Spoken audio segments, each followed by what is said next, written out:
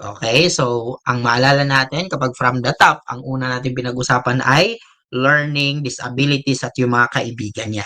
Okay, pag sinabi nating pagbasa ng basic words, hindi mo kaya, dyslexia. Pag naman po motor, dyspraxia. Pag naman po mathematics, dyscalculia. Pag spelling, dysgraphia. Pag trouble in paying attention, ADHD. Pag naman po communication, hindi mo kaya, autism. Social interaction, hindi mo kaya, difficulty. That's autism. What about for lost contact sa reality na nabuing na? That's schizophrenia, nearsightedness, myopia, farsightedness, hyperopia, indigestion, dyspepsia. Okay, pag sinabi naman nating United Nations Sustainable Development Goals, United Nations Sustainable Development Goals, ano yung mnemonics natin? PZHQ, Just CDI, RS Con, Cliff L Justice, di ba? P for no poverty, Z for zero hunger, H for health and well-being, Q for quality education. Number 4 yun. Gender equality, C, clean water, E, clean energy, D, decent work, I, innovations, RS Con, reduce inequalities, S, sustainable cities, consumer or consumption na responsible, di ba? Cliff, climate action, F for fish life, land life, and then justice. That's justice and partnership ang last natin. Okay, that's the United Nations Sustainable Development Goals. Okay, naalala nyo? Ayan. Pag sinabi naman po nating um, World Heritage ng UNESCO, ang maalala natin dyan, ano yun? Tara, Philippines, BCV, di ba? Pag T, Tubataha, P, Puerto Princesas, Subterranean River, di ba? And then H, Hamigitan Park in Davao Oriental. And then B for Baruch Churches, C for Cordillera Terraces, V for Vegan City. Okay? So, yung anim, tandaan, para yung wala dun, hindi sila kasali. Malinaw? Pag naman po traits ng mga Pilipino tayo, pag sinabi kong mamaya na ako mag-aral, mamaya na yan si Sir Melvin, mapapanood ko din naman yan. Ano yon? That is manyana habit. Magaling lang sa una, that's ningas kugon. Crab mentality. Kanya-kanya. How to counter? How to counter crab mentality? Common good ang iisipin. Happiness, cheerfulness, okay? Remedyo attitude mo, that's aayusin kahit sira na, 'di ba? Forma over substance, maganda lang ang cover, 'di ba? Ano yung maganda? Substance over forma. Okay? Ano yung ambivalent? Bahala na. Yung mas magaling mas magaling ka, tingin mo.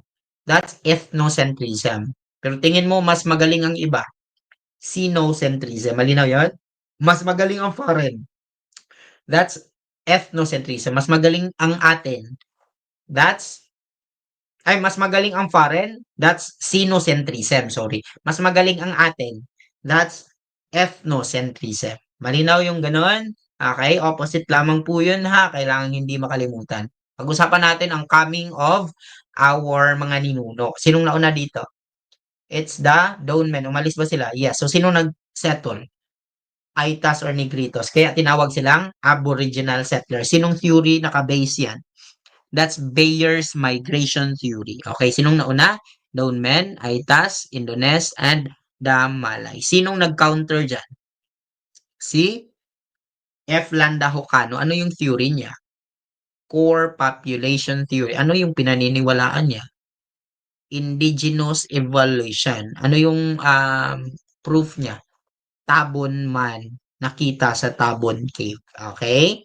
Tabon man nakita sa Tabon Cave. Ano yung pre-Spanish natin na social class? It's Maharlika, yung mga walang bayag, yung mga noble, di ba? Tapos yung mga walang jowa, ikaw, Timawa. Ano yung panghuli? Alipin. Okay, yung may bahay, aliping namamahay. Yung nasa gilid lang, aliping sa gigilid. Yung nakatira kay master, aliping sa gigilid. Okay? Pag naman po sila ay nakatira saan?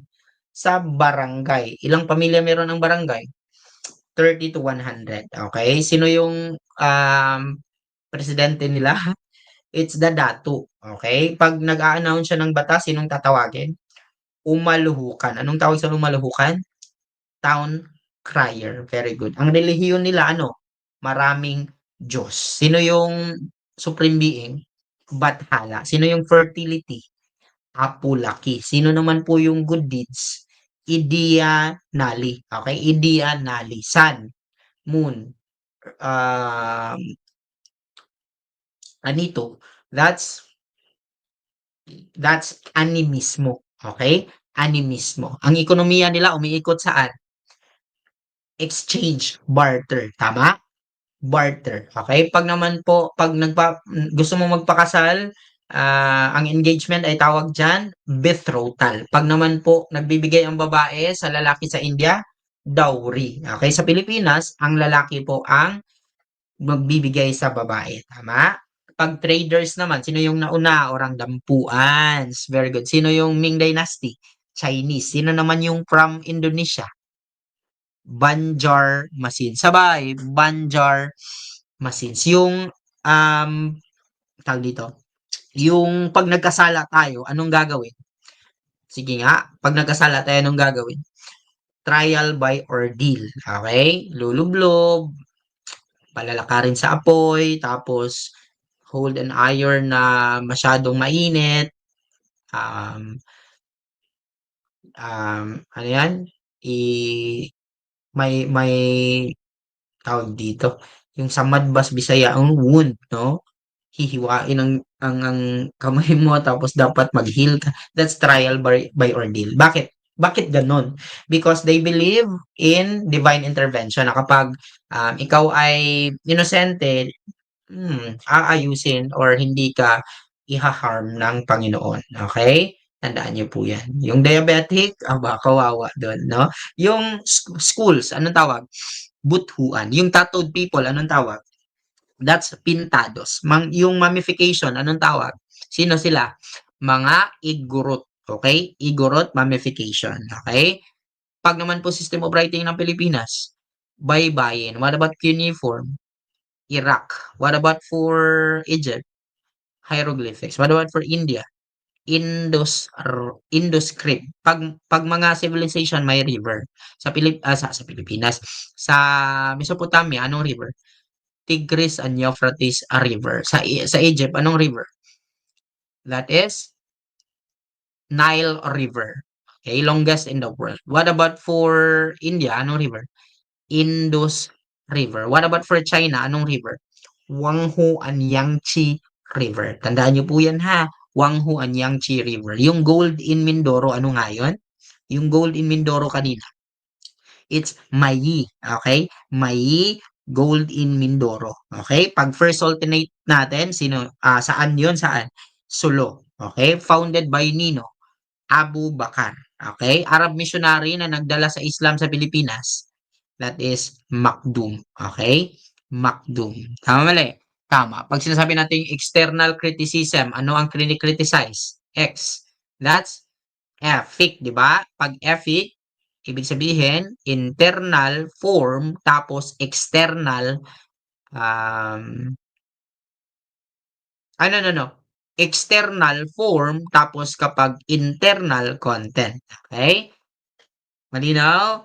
Yes, ayan. Sumasakit na talaga itong frontal lobe ko. No? Kaya pa? Yes, ilalaban. Coming of the West tayo. Division of the world into two. Anong treaty yon?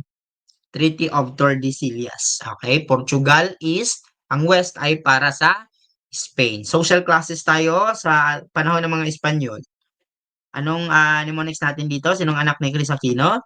Si Pimpi. Okay? Isinilang sa Espanya, Espanyol, Peninsularis. Isinilang in the Philippines, Insularis. What about for May Dugong Banyaga? Mestizo. What about for the educated Filipinos? That's the Principalia or Ilustrados. What about for the natives? That's the Indio. Okay? Anong tanong sa board exam? Sino ang hindi kasali sa Ilustrados? Bonifacio. Okay? Bonifacio. Spanish policies tayo. Pueblo, town. Cabeceras, town centers. Trade centers, ayuntamiento. Product tax, bandala.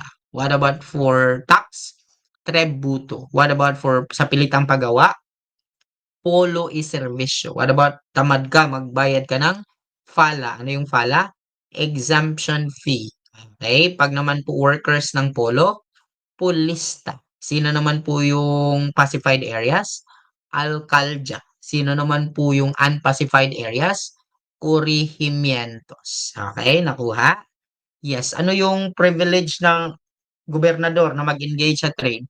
That is indulto di komersyo. Pag naman po tinatanong government led by friars, phrilocracy. Again, government led by friars, phrilocracy by representatives, republican by people, democracy. What about for national to national, local to local? Federalism. What about for no private property? Communism. No government at all. Anarchy. Government of elites. Aristocracy. Government of selected few. Oligarchy. Okay? Capitalism. Free enterprise. So, pumunta si Magellan at ang expedition, di ba? So, pag-usapan natin ang order of expedition. Ano ang ating mnemonics doon? Malukasa VP. Magellan, Loaiza, Cabot, Saavedra, Villalobos, Legazpi. Okay? Las Islas Pilipinas. Villalobos. Archipelago of St. Lazarus. Magellan. First Governor General of the Philippines. Legazpi. Sinong last? Diego de los Reyes. Sino yung pinakamahal ng taong bayan? Maria de la Torre. Sino naman po yung nagpapatay sa Gumburza? Izquierdo. Patay si Rizal. Pola Vieja. Sino naman po ang nagpatapon kay Rizal sa dapitan? Despujol. Sino naman po ang nag-declare sa first 8 provinces under martial law? Blanco. Narciso Claveria. Anong ginawa niya? Spanish surnames. Bakit? Census and tax collection. Tobacco monopoly again. Basco. Sino naman po nagpapatay sa Gumbursa again? Izquierdo. Who is the most loved Governor General? Maria de la Torre. Sino naman po ang ah, ano pa? Bodyguard ni Rizal? That's pag-usapan na si Rizal. Bodyguard ni Rizal, Job Lula. Okay, so Jose Tabiel de Andrade, bodyguard, and then Luis Tabiel de Andrade, lawyer. So, napag-usapan rin si Rizal, pag-usapan natin si Rizal. Pag sinabi natin kailan isinilang, June 19, 1861. Kailan pinatay? December 30, 1896. Saan isinilang? Calamba, Laguna. Sinong nanay? Chudora Alonso. Sino tatay? Francisco. Okay? Sino yung kapatid niyang lalaki? Nag-isa? Si Pasiano.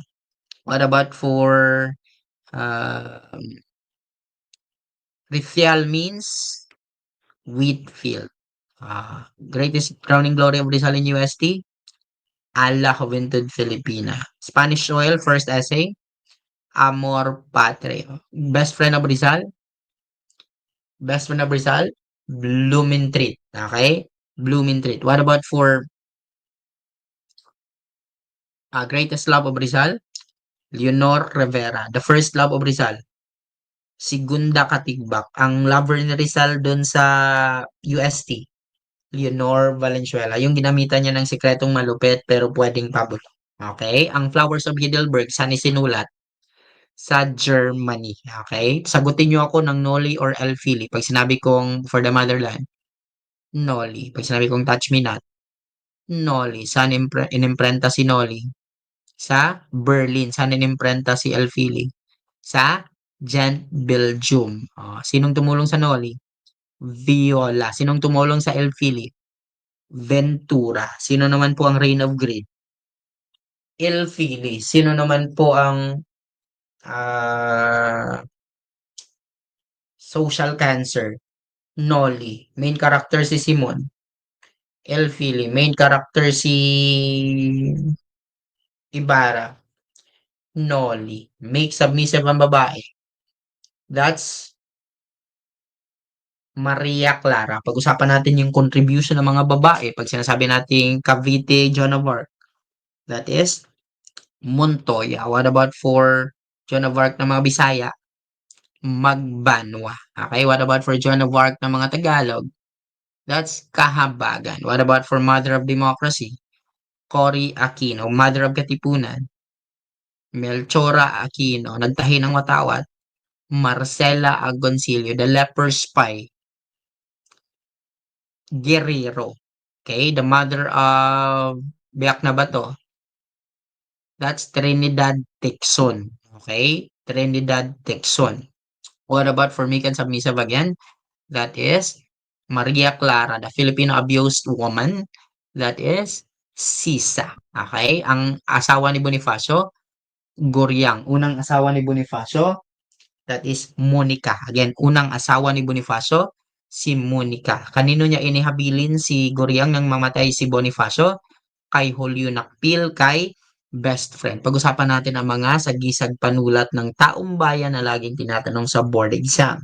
Pag sinasabi nating Dimas Alang Laong-Laan, Rizal. Pag sinasabi nating Tikbalang, Mariano Ponce. Pag sinasabi nating Pukdo, Dil Pilar. Pag sinasabi nating um, Fray Butod, that's Haina. Pag sinasabi nating Siling Labuyo, Dil Pilar. Pag sinasabi nating Madlang Away, Pio Valenzuela.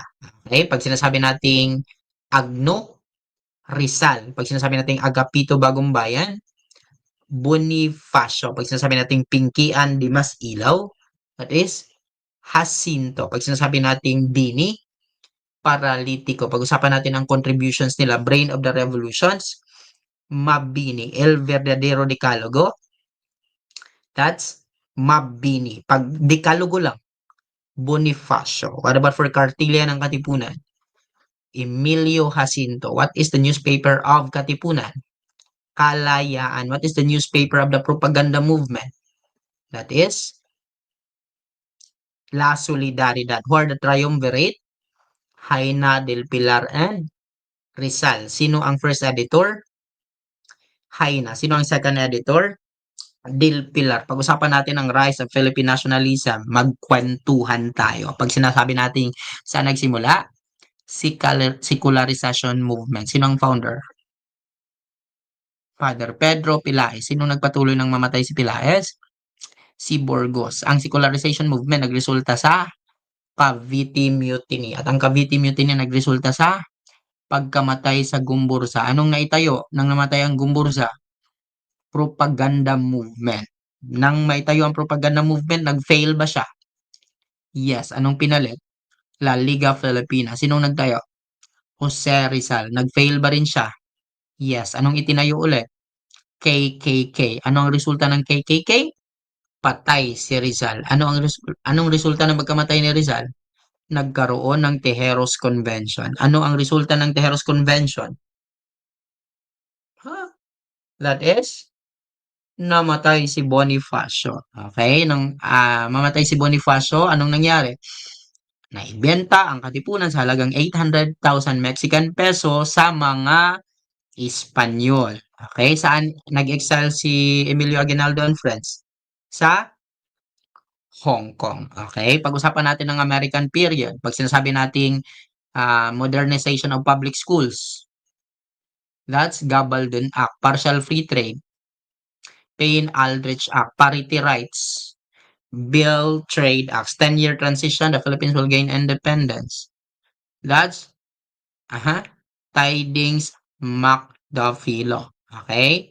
Parehas lang din ba siya sa Hair House Cutting Act? Yes, pinalitan lang ang pangalan.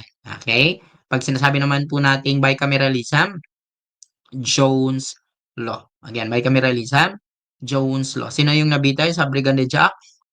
None other than Macario Sakay, the last general to surrender. That is Simeon Ola. Okay, Simeon Ola. Pag sinasabi natin Commonwealth, anong meron dyan?